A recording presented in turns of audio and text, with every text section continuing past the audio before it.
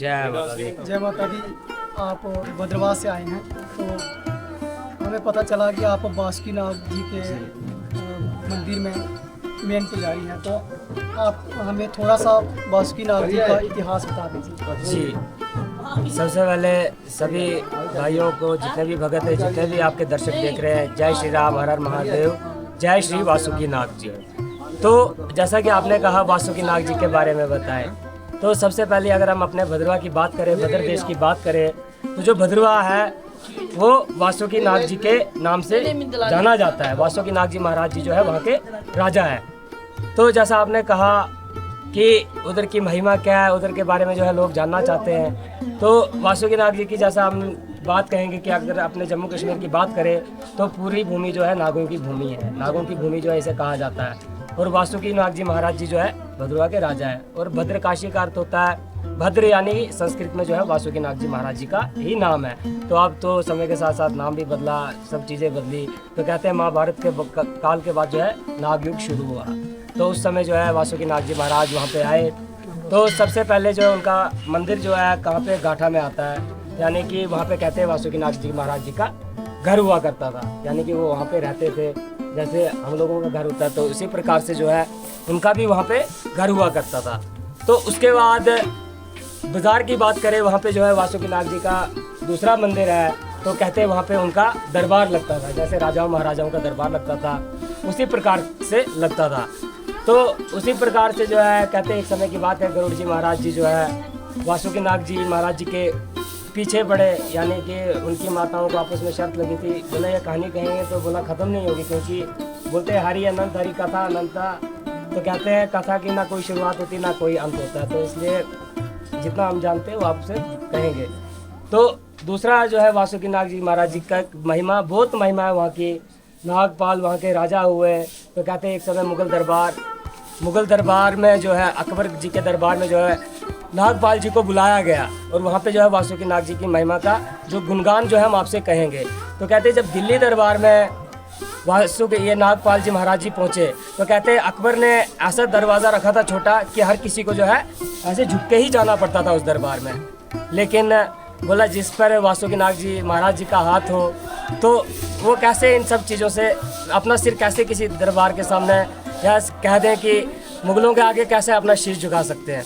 तो कहते हैं कि उस समय जो है उन्होंने क्या किया, वासुकीनाथ जी महाराज जी जो है उनके सपने में आए, उनको चिंता भी थी कि हमें जो है दिल्ली दरबार में जाना है, और जब वहाँ पे जाना है तो सिर को झुका के जाना है, तो इससे जो है मेरे वासुकीनाथ जी महाराज जी का अपमान होगा, यानी कि अपने देश का जो है अपमान होगा।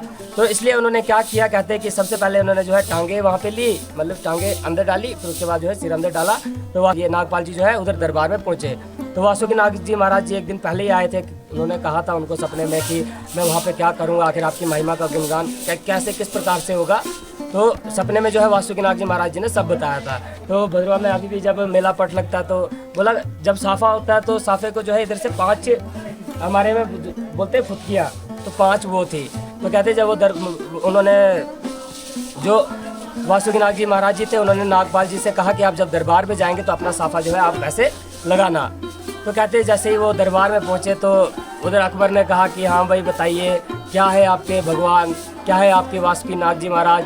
तो थोड़ा सा इस प्रकार की बहस होगी। तो कहते जैसे ही इतना हुआ तो नागपाल जी ने सच्चे मन से जो है वासुकीनाथ जी महाराज जी को जो है वहाँ पे याद किया। तो जैसे ही उन्होंने उनको याद किया तो कहते हैं कि वो जो 5 फुटकियाँ थी वहाँ से जो है 5 शीश वाला सर्प जो है निकला, और अकबर जो है डर गया, बोला उसने इतने बोला माफिया मांगी, बोलने की बात नहीं है। तो कहते हैं तब से जो है मेला पट भद्रवाह में लगता है, बहुत ही मशहूर मेला जो है वहाँ पे हर साल लगता है।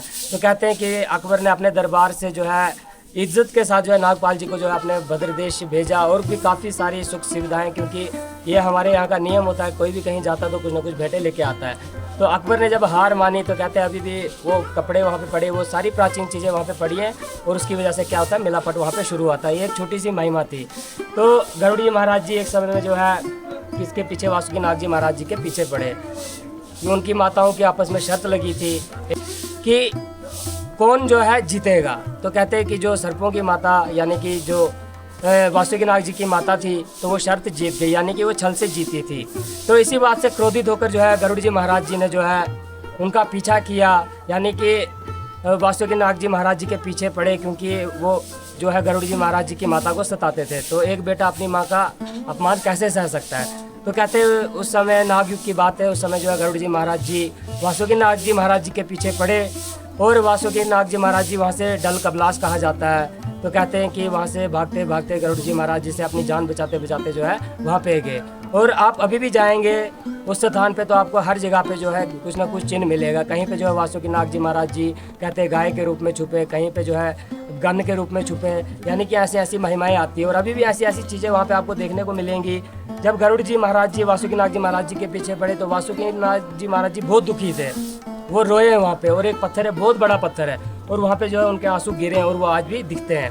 तो ऐसी ऐसी महिमा, एक शंखपत्र जगह है उधर भी जो है वासुकी नाग जी महाराज जी कहते जब भागते भागते उनको प्यास लगी तो उन्होंने वहाँ पे शंख बजाया, तो वहाँ से पानी निकाला, उन्होंने वो ग्रहण किया। तो अंत में जो है वासुकी नाग जी महाराज जी जो डल कबलास झील है, आज भी वो जो है मतलब रक्षाबंधन के बाद यात्रा वहाँ पे जाती है, हर वर्ष जो है यात्रा जाती है। तो कहते हैं वासुकी नाग जी महाराज जी उस डल झील में छुप गए। तो गरुड़ जी ने क्या किया, उस झील का पूरा पानी पी लिया। तो कहते हैं कि बोला वासुकी, उधर 108 झीलें हैं, मतलब देवी देवताओं के जितने भी नाग हैं उनकी वहाँ पे अभी भी जो है वो झीलें मिलती हैं। तो जो वासुकी नाग जी महाराज जी की बहन थी भद्रकाली जी, तो उन्होंने देखा कि भाई जो है मुसीबत में है, उन्होंने देखा कि गरुड़ जी महाराज जी जो है अब इसको नहीं छोड़ेंगे। तो उन्होंने क्या किया, अपना डल था यानी कि जो झील थी उसका बांध तोड़ा और वो डल जो है फिर से भर गया। तो कहते तब से वासुकी नाग जी महाराज जी जो है वहीं पर वास करते हैं और बहुत ही उनकी महिमा है। बोला हर कोई जो है उनकी महिमा को जानता है। तो ये छोटी सी कथा थी जो हमने आपको सुनाई। तो और क्या कुछ जानना चाहेंगे? आखिरी सवाल एक कि आप हमारे व्यूअर को क्या संदेश देना चाहेंगे? भैया व्यूअर को क्या संदेश देना है? व्यूअर बोला कलयुग में हर व्यक्ति ज्ञानी है। बोला ज्ञान बोलते हैं ना यहाँ पे सब ज्ञानी, कृपा करके किसी को ज्ञान ना दें।